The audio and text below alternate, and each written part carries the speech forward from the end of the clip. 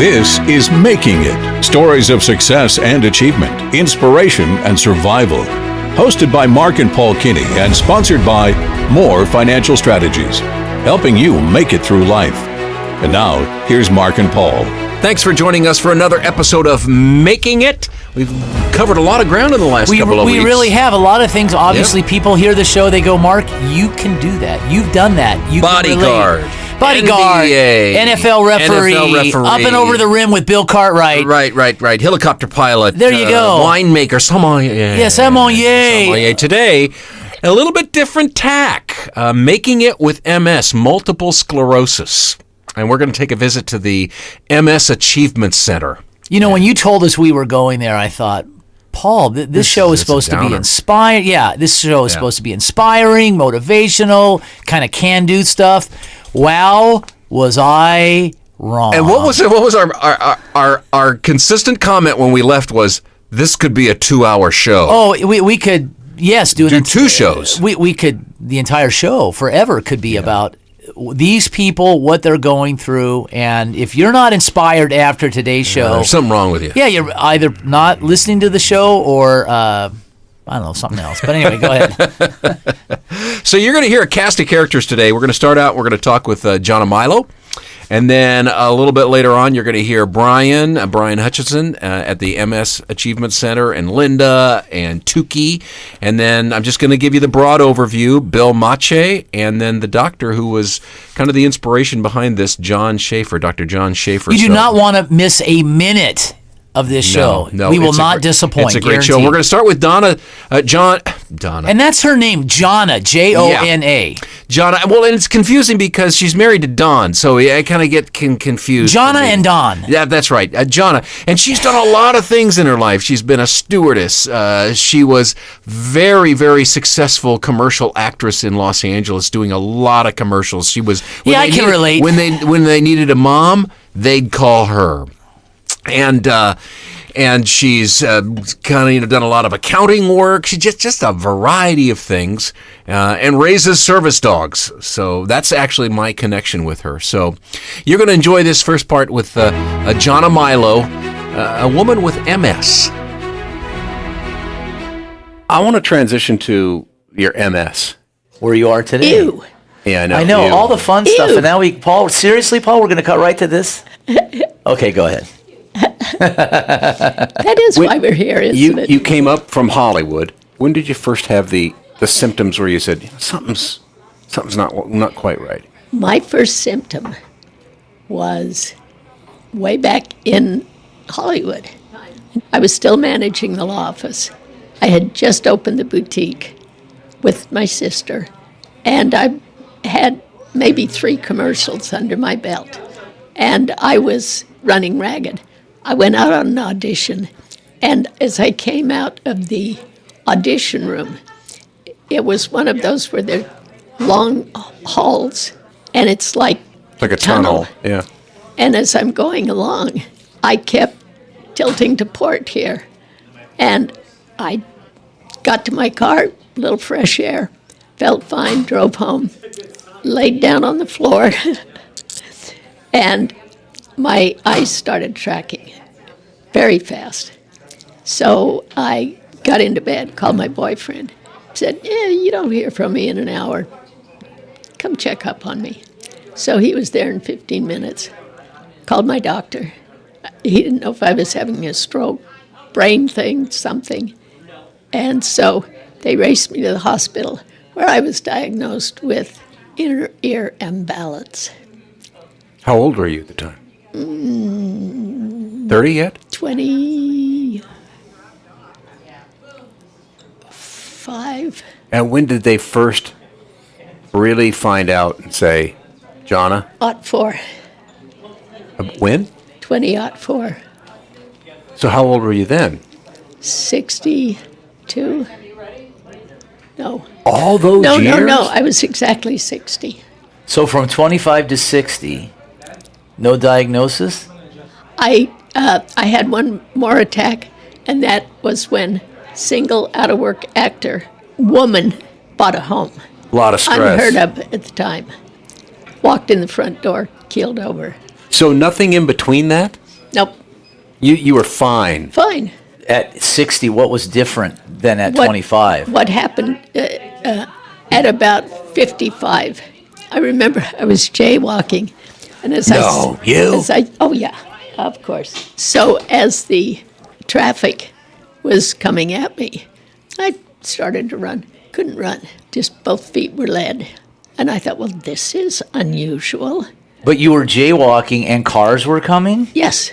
So did you get hit? What So- happened? Oh no, I mean they were. They stopped. No, Obviously, she's sitting, she's sitting they here, were, so... they were half a block away, and I was already halfway across the street, so it was not a big danger. It was just the awareness.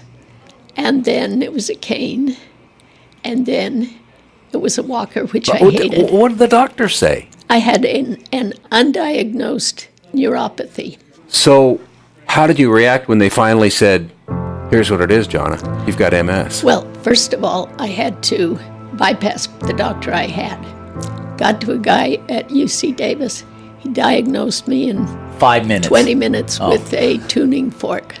A tuning fork. How does that work? Tell us. Show You us. you strike Yeah. the tuning fork, Bang. and then you take the end of it and you put it on the skull, and you work your way down. So this tuning fork, The tuning fork went right down, got between my shoulders. I said, okay, you can go. That's where the lesions were. so you stopped hearing it, feeling it? Yep, that's where the nerves were cut off. So to our listeners, when we hear multiple sclerosis, give us a brief definition of what it is. Is it a disconnect between the brain and the spinal column? There's a signal that's missing? The best way to describe it is like an electrical cord. And you have your wires, and then there's the little rubber thing around it. And at some point, the little rubber thing around it breaks down. And so the nerves are exposed. You don't have the insulation any longer. Yeah. And that's why for every single person here at the AC, 24 of us, there are 24 versions of MS. And how has it affected you since, for what now, officially diagnosed a little over 10 years? 14 years. 14 years? But who's counting? Yeah. Yeah. Because you've gotten worse. Yes. So other than you right now, you're in a wheelchair. Yes. You have your capacity. You're logical. Hey, come on. debatable. I mean, Paul's known me way too long. We can't get away with that. But thanks. I appreciate But the look, your esprit de corps, your attitude. We're in here, the facility. There's a lot of people like you. What is your life like now? What do you, on a daily basis? What do you do? What does it look like? on a daily basis. This is where I'm so lucky. I bought a disability policy from a friend because he was so quiet. I knew he would never be able to sell anything to anybody. So I was just trying to be nice and help him out. When did you buy it? Oh, back in the 80s, 90s. So you were just trying to be a nice I was person. just trying to help him out. And then the aunt mom who raised me, and she had a 16-unit apartment building that was fully paid for. So the money from that paid for home care for her for the next 5 years until she passed away. I went to visit her and came back to Donald, my husband, and said, we don't have an apartment unless you're hiding something on me. So we need long-term care insurance. So because of her, she is still taking care of me. Long gone, but still taking care of me. Because you bought the disability. Because I bought the long-term care. Oh, long-term care. And So you have so- disability and long-term care. Long-term care. And health insurance from my union. How lucky can you get? And Dawn. Other than not You getting have any- Dawn. And that's my other caregiver. You come to the Achievement Center every Thursday? Every Thursday. This is your happy day? This is my happy day. So is multiple sclerosis exponentially debilitating? So every year it gets progressively worse? Or do you feel like you have maintained? It depends. Okay. My life was going like this. And then I joined the AC. And it went like this. For the radio listeners, it's kind of going downhill. It was, the trajectory was down. Down, and then you started coming here to the Achievement Center. And it flatlined. It's kind of leveled And off, okay? It's just leveled off. How long have you been coming here? 4 years. This is a lifesaver. And we have all kinds of social things. In a couple of weeks, we're going bowling. Hold it. You're in a wheelchair and you're going bowling. Oh, yeah, you got to try it. I came in second last year. What's the whole? Okay, now listen. You're throwing out the gauntlet. What's your best score? Come on now, just level with us. What is it? I broke 100. That's a high five. I never did That's that. a high five, right I there. never did that when I was in high school. Really? Does it have a curve and everything? Well, yeah. And hold on. Now listen. You could probably have the bumpers in the gutters, right? Now they can cheat. They actually have. The truth comes out. Hold it. The truth comes out. You in a wheelchair and you're cheating. This levels everything. No, wait a minute. But the first year that I did it, what they have is a ramp. And so all I do is put the ball at the top of the ramp and just aim it. And I got a pretty good aim and let it loose. We also go ice skating. That's really cool. You go as fast as you can, and then you grab one wheel. And it's just like gliding on ice. So thank goodness for organizations like this that give you, there's life beyond MS. There's not but 6 organizations like this in the country. Out of everything that's happened in your life, what has defined you? Was it your acting or was it MS? And Luck. Well, you've mentioned that a lot. And I don't want to be defined by MS. I'm me.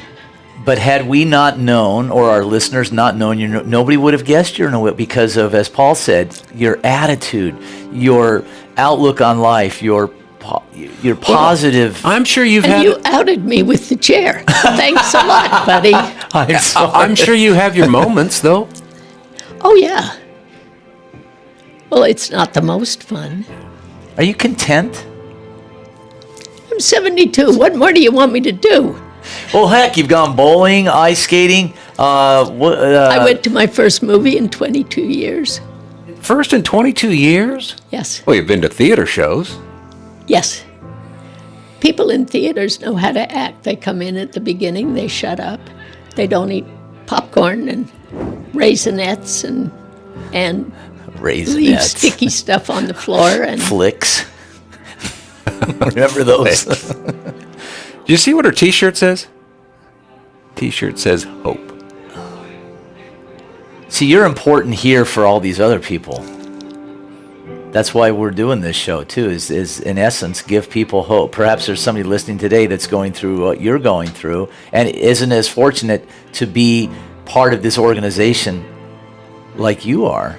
Because so few can or will be part of something like this, I'm also part of the monthly MS support group. MS Moving On is the name of the group. And what I would say to anybody out there, if you can't have this, join a support group. Don't try to go it alone. I have a friend who diagnosed me because I had all her symptoms. She said, I have MS. What are you doing for it?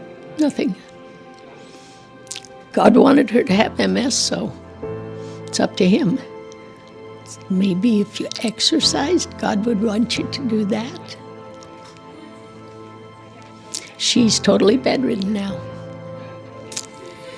And she was diagnosed with maybe a year or two before I was. You are the poster child for hope. You are. Nope. For that, you have to talk to Tukey.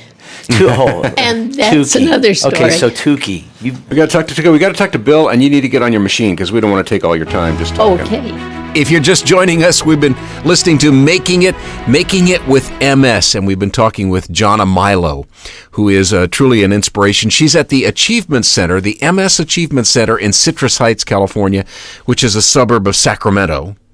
And we were there on a Thursday, and there were, about 25, 24, yes. 24? It's interesting that they call it an achievement center versus just the MS Center. Yeah, or like a therapy center. Yeah, no, these people are achieving. They're breaking, at least in their own world, some of the hurdles, getting over the hurdles that would easily set some people back. Look, I think I have a bad day when I go get my quad espresso at Starbucks, and they don't double cup you? Yeah, they don't double cup me, and they don't. It's not hot enough? Yeah, it's not, and they put maybe a little bit too much cream in, and I, have to call in the manager. I get the regional person on the phone. I'm kidding. No, that's not a bad day. But these people are making the best of a situation where many people, as Jonna said, her friend, is now bedridden. Yeah. And so we hope you're inspired. Yeah, next up we're going to meet Brian, who's the center director there, and you're going to meet Tukey. You're going to meet Tukey. Yeah, that's all we heard. That's all we heard. Where's Tukey? And Jonna will be back, and that's up next right here on Making It. You're listening to Making It with Mark and Paul Kinney. Sponsored by More Financial Strategies. Paul, did you catch when Jonna was talking about the disability coverage and the long-term care coverage that really saved them financially? They decided to do that individual a favor. Providentially? Providentially. And that was unsolicited. We had no idea she was going to say that. But it bodes well for what we do at More Financial, is that bringing people to an awareness, and we talk about this. Life happens. Things go wrong. Sometimes we hope, and more than likely, things go right more than they go wrong. But when things happen, where do people turn to?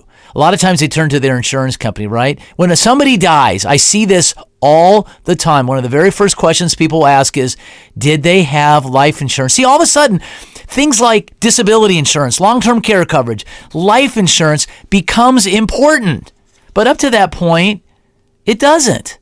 And so we bring people front and center very gently with the fact that they have to be prepared. They have to cover all the angles, as many as they can financially. Because you don't know what's going to happen. You don't, and you hope nothing ever happens. And what's nice is some of these products, you get your money back. So you're hedging.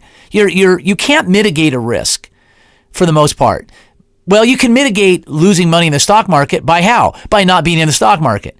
But things like disability or long-term care, or certainly nobody can get out of life alive. So how do you prepare for that? What do you do? We have the instruments. We have the tools. We have the talent. We have the skill set. We have the knowledge to help you navigate those uncertain waters. And that's what it takes. It takes a plan to do it. Give us a call, 296-4464. Go to the web, morefs.com, and we're here to serve you and help you along the way. Let's jump back into the show, second segment of Making It with MS, and you're going to meet Tukey. You're going to meet Brian. Finally, Tukey. And you're going to see, you're going to hear, I should say, Jonna working out. So I was just talking to Linda about being here in this facility, and you had made the comment when I asked you about what's it like being here. And these people all have a smile on their face. They're on elliptical machines and working out their upper body. And you said, people are happy to be here because this is a level playing field for them. Everybody in life seeks out people that are the same as them because that's their comfort zone, and that's where they're able, not a threat. No, they're able to be their optimum when they're around people that are the same as them. These people have a place to be where they can be because this is what they are. They are MS. There's a sign on the wall right here. Linda, it says what? I can't read it. It says gratitude. Gratitude turns what you have into enough. Yeah. And if this is their enough, if they can go home with this enough for one day to carry them to the next week, that's enough. So be it. And they're grateful to be here. They're grateful to have the staff that we have here because we have an incredible staff. And we're grateful to be able to meet them and be able to know who they are and appreciate our own lives for not having this disease. Do you sometimes feel guilty that maybe you get more out of this than they do? Yeah. And Look at that smile on her face when I said that. My day is made when I can touch somebody's life in a positive way. When I can tell them that we're going to do something and that they actually get to do it and they succeed. We've taken them ice skating. She said ice skating, bowling. Bowling? Is skydiving on the list? No, but we're looking at zip lining. Zip lining, they should be able to do that. Yeah, they can provide, safety for us. We'll go. How, just to see the smile, I'm sure the exhilaration on their face when they do some of the things that maybe in their mind they're going, I can't do this. And here they do. The first year we went ice skating, people were like, we can't do this. There's no way. And we only had like maybe 10 people. The next year we had like 25 people. Even something like ice skating, you go to an ice skating rink, it's got a different smell to it. It's going to bring back memories of when you were a kid. Exactly. So people who are listening to the show who don't have a support group, we encourage them to go and find support that will facilitate life. Not just their condition, but to be able to experience with MS. Exactly. Just because they have MS doesn't mean they're not people. Let's go see what Jana's doing. They're hooking her up. What a cool machine. What does she do, Brian? This is our rowing exercise. So we have her do some strength training activities along with her endurance activities and some stretching. Is the goal to maintain, to improve? Well, the goal is to improve. And what we know about MS is that we can improve in areas of strength, endurance, flexibility as it relates to deconditioning for the most part. We don't have any evidence that exercise improves the disease course or any strong evidence to suggest that it improves the disease course, but we certainly know that we can improve aspects of overall function. So like anyone else, we're looking at trying to increase her strength as well as her endurance with these particular activities. You feel stronger? Hold it. I didn't hear anybody say stop. What's the deal with this, John? I stop at 20. Oh, okay. That's why I shushed you. Now, Because while you were all talking, I had to count. Will she take a break and do more? Yes, rest periods are very important also. So recovery of the muscles in order to be able to go on to the next set. So we usually take at least a minute in between our sets. So what's next on her? I want you working her hard. Working her hard We're today. doing another set of these. Oh, another set. I'm going to go ahead and sign you up for the triathlon here in just a little bit. I hope that's We okay. actually do that. Okay. It's coming up in December. It is coming up in December. So I was just joking, and you're not, though. No, ask Brian about it. Comes up in December. That's amazing. Yeah, are they trying to duplicate this other than 6 spots in the country? You said just 6 in the whole entire country? This looks unbelievable. To answer the initial question, I think there's lots of interest in figuring out how to do this. The biggest hurdle is funding. So we've been blessed by the ability to get this launched through a very generous grant from the Conrad and Hilton Foundation. So they've been very supportive and allowed us the capital to get this launched, and then that allowed us also some time to recruit other donors through Mercy Foundation. But it's a full-time job in order to try to maintain the ability to provide this service. When did you start it? We started in February 20th, 2014. Were you one of the inaugural? I started in October of that year.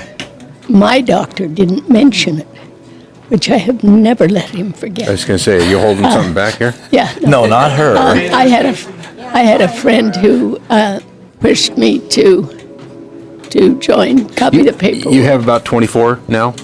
We have 87 that participate in our 24 each day, though. Yes. Would it be fair to say that most of these are miracles? In the making, I like it. Everybody has a smile on their face here. Look at everybody. I don't think they're miracles. They're self-made miracles. We just provide a you forum, facilitate it. a forum for that. So these are the power in it is the ability to share with other people who have very similar concerns. And if you look around the room, you notice that people are very different levels of physical ability, but there's a common thread with all of them in what they have to deal with on a day-to-day basis. The uncertainty of MS is there. and many have dealt with for many, many years about what's going to happen when you wake up the next morning. Not from a catastrophic standpoint, but am I going to be able to do what I want to do on that daily basis? And it makes it very difficult from a planning perspective when you have to deal with some of that uncertainty of an increase in symptoms, the ability to do certain functions. All of that is real, and people here understand that. And I think there's a lot of comfort in that, knowing you're not the only one, and the ability to overcome that. If you want to call that a miracle, then I think that's definitely what happens here. People overcome those different challenges and barriers that they face on a day-to-day basis as a group. Let's go see if we can find Bill. Thank you. No sweat yet? Let's see. No sweat yet. What's the deal with this? I try to keep her cool. My friend Tuki, hi. Oh, this is the Tukey. you. Oh, The one and She's only. been talking about you. Oh dear. look at how it just lights up. She cheers everybody up around here. So Who could not who's be happier? Tukey? Tell us who Tukey is. Tell them how you hiked a mountain in Yosemite.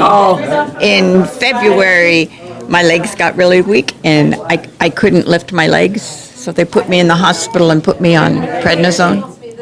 And in August, I climbed Half Dome in Yosemite. Where's our video camera? Yeah, it was, and at that point, I wasn't telling people that I had MS. And on the way down, I told everybody I met. So you In have February, I couldn't climb the steps of our house. Today, I made it to the top. so you have MS right now, and you'll never not have it. No. No. You never- Well, yet, who knows? I mean, I could wake up. 7 years ago, I was in a wheelchair.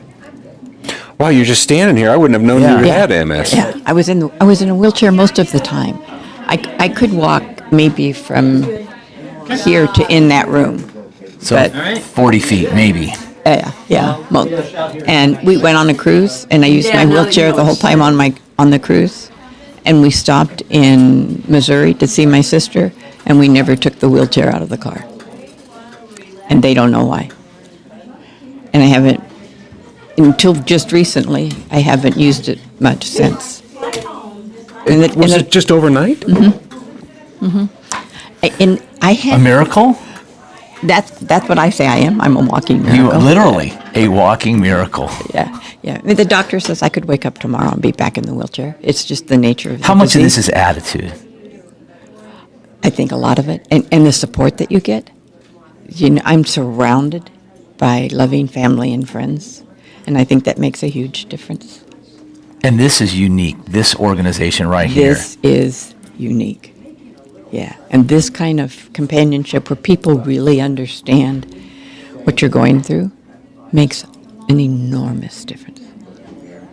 All we heard was Tukey, Tukey, Tukey. It's like, seriously? Where's Tukey? And here you are. That's funny. But look at your attitude. Look at your disposition. You give hope to people. Thank you. You do. You Thank do. you. It has gotten worse again in the last month or so, and it's been kind of hard on me. But I have to keep in perspective that 7 years ago I was in a wheelchair, and so I'm still a whole bunch better off than I was. And you've had 7 years. Absolutely. And we've done some pretty spectacular things in those 7 years. You're an inspiration. You really Thank are. you. Really are. Thank you. You're listening to Making It. I'm Paul Kinney with my brother Mark. With Yo! What more? Is this kind of a... It's a bro thing. Yeah. With more financial strategies, we've been visiting the folks at the MS Achievement Center in Citrus Heights, California. The show today is Making It with MS, Multiple Sclerosis, and an inspiring show in my mind, anyway. Yeah, if you think you're having a bad day, Yeah. you know what? You really aren't. You're alive, you're well, you're able to get around with Yeah. assistance. Yeah. I think that's pretty special. Let's take a break from the show for just a second. We're going to do our regular segment called Making It Through Life. Kind of an educational spotlight, so to speak, with more financial. And we'll pick a topic and we'll just kind of... Yeah, Professor Kinney over here. Yeah. I didn't know you called me that. No, that would be me. Oh. So people do ask us, okay, Mark, you talk about life insurance a lot. What's the difference between term insurance, between whole life insurance, between equity index universal life? There are a plethora. That's the word of the secret plethora? word. Yeah, a plethora of different types of coverages. And why do you need why do you need one versus another? Well, educate me. Well, yeah, absolutely. We look, because nobody knows when they're going to die. If you did, it would be real easy on which product to choose. But when you think about cash value life insurance, what we call permanent insurance, or whole life, it's for guess what? Your whole life. Doesn't matter when you're going to pass away. If the insurance is in force when you pass, somebody's going to get a significant death benefit. Term insurance, on the other hand, is what? For a period of time. 10, 15, 20, 30 years. At some point, Paul, somebody's going to live to 150. We talked about that. There's probably going to have 40 and 50-year term coverage. We know that. Oh, my goodness. Yeah, absolutely. So it's for a term of time. And you hopefully don't die right after that term. Right after that term ends. Exactly. Now, something called equity indexed universal life. It's a sexy way of saying, hey, let's combine permanent coverage with the markets. And people like that. But you know what? Life insurance is not, and nor will it ever be, an investment. Isn't there some risk involved in that? Well, the equity indexed, there is, in the respect that there's a limit on how much you can make in the policies, but there's no downside risk. But what people have to understand is you can't equate life insurance with being in the markets. And conversely, the markets don't do what life insurance does. What is life insurance? It's leverage, pennies for dollars. That's what it is at the end of the day, covering a risk with certainty. When you're in the markets, there's unlimited upside potential, but guess what? There's unlimited downside risk. Mm-hmm. So life insurance is a tool. Most people, when they understand it, so here is my thought, is if you can get a young person, 25, 30 years old, to own permanent life insurance, that will be much better for them than owning term insurance. At the end of the day, it really is. Now, there's also something called variable life. That's a little bit more complicated.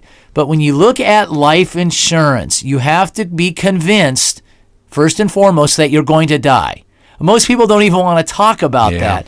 So what's the best type to own? That's when you come in, we sit with you, we help you determine and determining depending on what age you are, how much you should own. Yeah. Should you have $1 million? People so there's a place for all of them. There is definitely, and a little bit of each maybe. Yeah. Well, I have. Yeah, I'm raising my hand. I got both. I got term and cash value. There you go. But it's an educational process to where you understand what you own now. Okay, if you need more information, give Mark a call, my brother. 296-4464, 296-4464, or just look him up on the web, morefs.com, morefs.com. That's for More Financial Strategies. Okay, let's jump back into it. Our show today, Making It with MS, and you're going to meet the amazing Bill Mache. So you guys are so blessed to have this as a part of your life, right? Well, where would you be without this? This is the important day of the week for me. This is what you look forward to. You got it. I mean, it all started with Dr. Schaefer. Excuse me here. I want to just make this thing go quiet. I'm sorry. No, you're fine. You're fine. I'm still learning this darn thing. I'm sorry. This is a high tech. This is a technical marvel. This wheelchair. It's got a. Do you control everything with your lips? Okay, all right. So we give you an award. I'm telling you, this guy is helping with this Brian with Prime chairs, and he's the one that's getting me rigged out. But Dr. Schaefer had this program arranged. This is just the greatest day. I mean, this is one day I won't miss. And it's great for my wife because, she's my main caregiver. So I, get up here for the day and we all have MS. So there's no BSing, we all know. No BS with MS. Yes, that's. Can you even guess where you would be without this? Would you even be alive? Oh, I don't know about that, but I'd be, if I wasn't, I'd just be, stuck. You got a smile on your face that's from cheek to cheek. Well, thank God for my wife. You know, she's the main person, you know, that my main squeeze. Main squeeze. What did you do before the Achievement Center? Not much, really. I mean, I don't know where I would be without this. I may be still alive. But I tell you, this is, I mean, it's just great being around these people here. Tell me about this bike ride. Because when I heard about it, I went, wait a second, he's a quadriplegic. We have a bike in there. They put my feet in it, and it just moves my legs. So basically, you're cheating, Bill. If I'm lucky, sometimes I can do 20 miles. But it's like, gives you so much, psychologically, it does a lot for me because, you know, I really can't get much exercise at all. But I really feel like I'm doing something. Do you have a screen? No. You don't see it? Oh, they need to get one of those. Oh, I'm sorry. There's a screen to see how fast you're going. No, the visual of the countryside. I've seen those. No, I'm just glad we have what we have. Yeah, yeah. But, you know, it's, like I said, I'm really blessed to be here. And you look forward to this every week. Oh, gosh. I think everybody here, this is the most important day of the week. Bill, let me ask you this question. At what point in your life did you have to surrender to the fact that now you were 100% dependent upon other people? Was that a hard moment in your life? It was. It's probably been at least 10 years. And it was the hardest thing. Because, you know, as a man, you know, you're the breadwinner, so you're used to doing everything. You're the hero. Everybody depends on Dad. And now I can't do a darn thing. But that's what's hard, is to having to ask for help for everything you do. And, you know, one thing about this chair now, at least I can do some things by myself. And they're going to try to fix it. Where I can use, like, a computer type thing, where I can operate that myself. But that was the hardest thing, you know. And you know, asking people to help you, asking people to wipe your nose when it's running. If your wife's not there, having people feed you. And here, there's no problem. They all do it. You know, of course, I've been like this for so long. But all my friends will do it, you know. But it took a long time for me to say, hey, I can't do anything. And it's kind of hard. And all of a sudden, you know. Pride. You got to swallow your pride. Yeah. But they get it. And the people that don't get it aren't a part of your life. The ones who that's do very true. are with you. Yeah, the ones that, you know. Yes, you know, I have a lot of friends that I've had for quite a long time. They have no problem all taking care of me. Like a couple of guys have said, we wouldn't do this if we didn't want to. Bill, how old are you? 76. Oh my goodness! Look, you don't look 76. Other than being in the wheel, you look fantastic. Oh, thank you, but you know, it's. I have a little bit more hair than you do, but not much. Everyone got more hair. Like I said, I'm just. You are blessed Yes, in I a am. situation where others may just not see the blessing. You see the blessing when you're here. Wow. That I do. And, you know, I mean, people have it worse than I do, you know. And like I say, you know, there's no use complaining because nobody listens. Everybody's got their own problems. You know, so I think the worst thing for me, though, that is the frustration. I have to wait to have things done. You're used to doing things, get them, do them. And I can't. I have to make sure that somebody else is ready to help me. And it's like I'm always putting somebody else out. You're no longer the control yourself. You have to have other people to help you. So that means they have to stop what they're doing. Yeah, it's a dependency upon others. Yeah, that's. Yeah. But You're I'm crying. I mean, I'm well. man. Just thank you. Just God, we're blessed I don't to know be about- here. But it's just like I'm blessed by the people that are here to help me. This is the greatest program. You just wish, Bill. You just wish every day was Thursday. But you're basically about right, And my wife, I have a lot of friends. We do things. I get taken out places and stuff like that. But it's just the group that's over here, that you don't feel like you're in anybody's way. Like the one things I hate the worst is that my wife and I, we just take walks. We take walks. Can't do that anymore. We can't do them. We like to travel. Can't do that anymore. I feel bad. I'm really a drag. No. I heard. But she said, Bill, you're not. How long have you been married? 51 years. Yeah, I think she'll stick with you at this Yeah, I point. hope so. Yeah.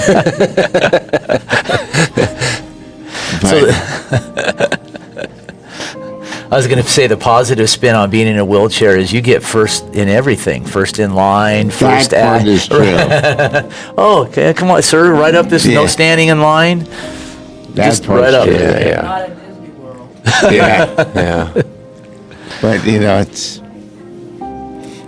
I know it's a great place. Well, thank you for sharing with thank us, you Bill. for- We appreciate it. Gentlemen, thank you. You inspire us. You got Thank Thursday. You got Yeah, Thursday. Thursday. Yeah. Every day's a Thursday at the MS Achievement Center in Citrus Heights. I wrote down 4 words: pride, patience, control, dependency. I'm sure I could have written down more. But that's what struck me in that segment with Bill Mache with MS. Quadriplegic, really just from the neck up, right? That's Yeah. all he could move, and dependent upon other people. And you think about life, and it's so unforgiving at times. Why Bill? Why did it come down in Bill's life? Why do things happen to babies? Whatever the situation is, we question those things. I think when you stop questioning and then you just deal with it, it's like, okay, I'm here. What do I do? He's made the best of a terrible, horrible situation. Disease, absolutely. But look, he has a different spin on it. I think people, when we left, they were probably saying, wow, we were so fortunate to have those guys come in. Well, I hope they would say that. But we left going, oh my goodness, we're never going to be the same. Yeah. And That was life-changing. It really was. And here I was Mr. Wet Blanket, thinking what positive thing could possibly come out of this? Oh, was I ever wrong? I admit it. What's not over? The show's not over. We've got Dr. John Schaefer with us next, and he'll be telling us a little bit about the background of the MS Achievement Center, what they've been able to achieve, what their struggles are. So you don't want to miss that. That's in our final segment now of Making It with MS. I'm going to say this, and you can agree or disagree, that for some people, MS is a blessing because it's created these lifelong relationships with people that they would never have met or known or appreciated had it not been for this. But this is isolated. We need to have this nationwide. You are absolutely right. Yeah. Are we? Yeah. How'd you have this vision? So I'm a neurologist, and I've been taking care of multiple sclerosis for years, and for the last 5 to 10 years, it's really been my focus, and my practice now is almost 100% multiple sclerosis. And I formed the Mercy MS Center in 2009. We christened it, and we do, a wide range of services beyond the doctor's visit and the MRI scan, and here's a prescription for your medicine. But people with MS, with disability, are disconnected from the lives that we'd all want to live. And these are people in young, middle age, or... And for the first part of their life, or up until MS, they weren't. That's true. And now they are. But when you get so you can't work, then you lose your social connections. And when you can't walk very well, you don't get out of the house. And we've got people here that, literally are taken care of in their living room at home by a caregiver, and that's their life. And so this place is an amazing opportunity to overcome much of that. And the fellow with his back toward us here, did you get a chance to talk to Bill? Yes. So Bill used to be a social worker for the state of California. And then he developed multiple sclerosis, and he has kind of the worst kind. It's been progressive, and right now he has like no movement in his limbs. He came in on the first day, so February of 2014 is when it opened up, and he was in the first day. And ever since then, every time I see him, every time he thanks me profusely for having, told him about this. And it's just, his life. He lives for Thursdays. Everybody here, it's their favorite day of the week, is the day they come to this program. MS is a strange thing. Especially when you're young or middle-aged and you walk funny and you may think a little bit slowly and your speech may be a little, just going to the grocery store is a challenge. What are people going to think of you? The pedestrian things of life that we all take for granted. Right, and friends who sort of understand MS, but they don't really, and don't know about all of the things that people with MS feel, even though they don't show it. That's what people mean when they say that, when I come here, everybody understands me. I don't have to explain it's anything. It's a level playing field. So Bill, mentally, he's there. He's got a sense of humor, he's got a wisdom, and people who have met him here see that part of him. And not the fact that he's quadriplegic and in a wheelchair. He's still there as a person, and it can come out here. The fellow sitting in the brown T-shirt there, the skinny guy, he was a bodybuilder. He was with Arnold Schwarzenegger's group in Southern California, right? You would never know that. He's really impaired. cognitively, he can barely speak. He's here every week. He's happy. His sister, who's his caregiver, says that she's thrilled with it. He's thrilled with it. Can you replicate this? So that's a good question, because like a franchise. That's really that's really what we need. There's less than half dozen in the country that are like this. UCLA is one. Kansas City is one. This one. Minneapolis. Randy Shapiro, who's a very good friend of Brian's and mine, invented this, in Minneapolis, like a long time ago. And then I think there's one in Cleveland and one in Rochester, New York, that I don't know that much about. So to replicate it, you need money. You got to fund it. And you need incredible people. What are the chances that you're going to find another Brian? This group, yeah. And there's people out there. So it wouldn't be easy. But I think that it could be done. Have you had other foundations come in and look at it? We have had support from other donors, right. So Conrad Hilton has been the biggest donor. Actually, my wife and I have been the second biggest donors, and there have been others who have given great support. We need more. I don't know if Brian told you that the Hilton Foundation grant, that one that they gave us, was a one-time only grant. But then when it was a 3-year grant, well, 2.5 years came around, and we applied to them for another grant, and they said, okay. And they gave us another, I think it was 760. He said, but this is a one-time only. Well, this time they meant it, right? And they had unfortunately. They had a meeting of their board in May and told us that they have kind of apportion their, what their projects are, and we still appeal to them, and hopefully that something may turn there. But we do need support. So, Doctor, we all know we're not going to live forever.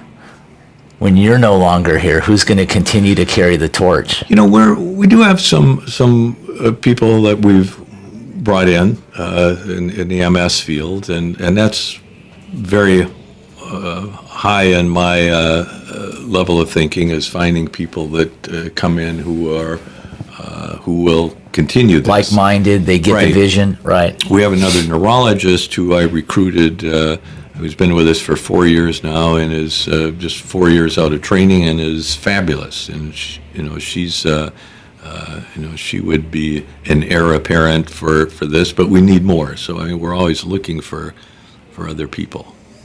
But I'm not going away, so don't think that's going to happen. Well, to me, there's life in here. Oh my goodness! This is inspired me to where, I have a bad day if my French fries are cold from McDonald's. Let's look at what you have established here, and this is the smiles, the exuberance, talking to Bill, just everything. Every visitor, and I bring a lot of visitors here, especially over lunchtime when everybody's around the table and there's a social mood, that, pharmaceutical company representatives, or as they say, our leadership from Dignity Health, or legislators, visitors, and everybody says this is the happiest place. There was a neurologist from China who was here for a month at the beginning of this year, and she said it's the happiest place I've ever seen.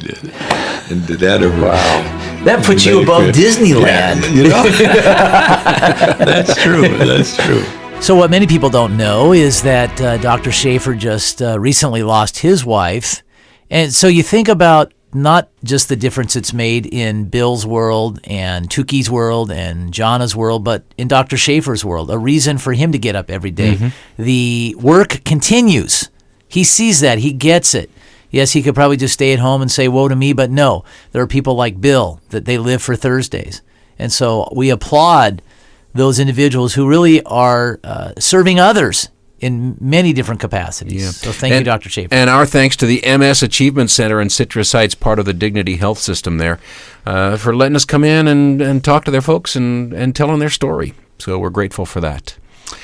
Coming up next week, if you ever thought about being... Don't you dare say, oh, I've always wanted to be that. If you've ever thought of being a matador... A matador. You have that little cute. Yeah, I can relate. Go ahead. Yeah. We're going to be interviewing Anthony Figueroa. You don't want to meet. In fact, here's a taste of next week's show.